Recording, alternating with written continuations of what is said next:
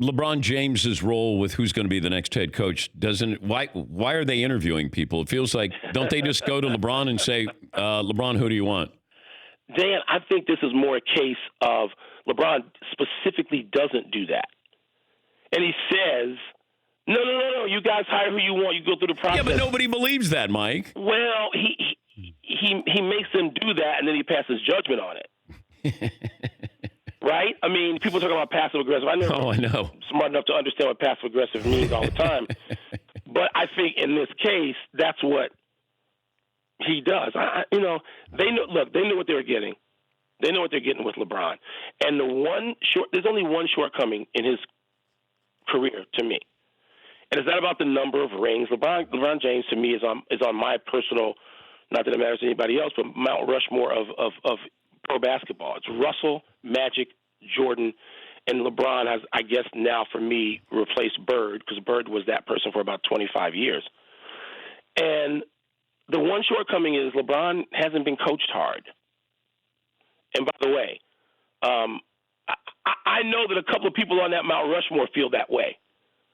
He hasn't been coached hard. He hasn't accepted it.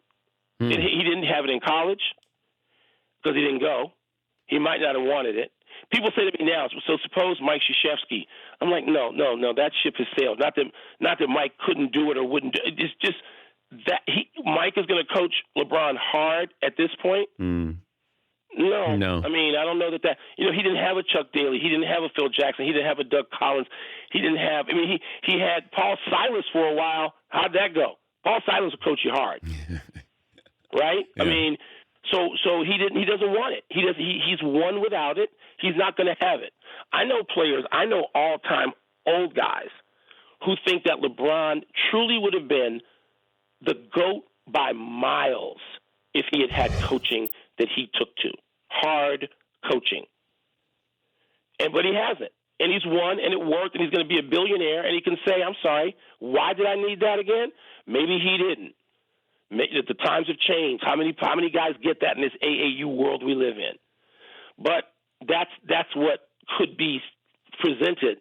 You can make the case fairly easily that that's the one flaw. Man. Yeah, I had not heard that. I had not thought of that with LeBron, that if he had somebody who would stand up to him, what that would have done.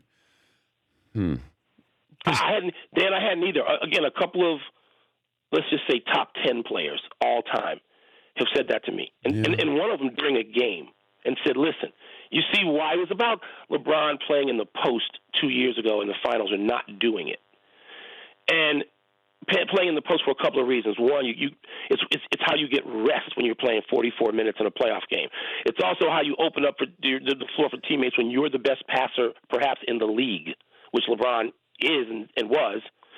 And they talked about how that would have helped that team when it's lesser than, say, the Warriors in terms of just physical talent. Guys are injured, whatever. And I heard that from a couple of all-timers, and I hadn't thought of it either. Of course, that's why they think of it, because they see it. They see the game in ways that even people who observe it all the time for a living don't. So why we tap into them. And as soon as I heard it, Dan, I was like, yep, that's right. That's right. For more Dan Patrick Show, tune into Audience Channel 239 on DirecTV. Stream for free on BR Live or download the Dan Patrick Show app.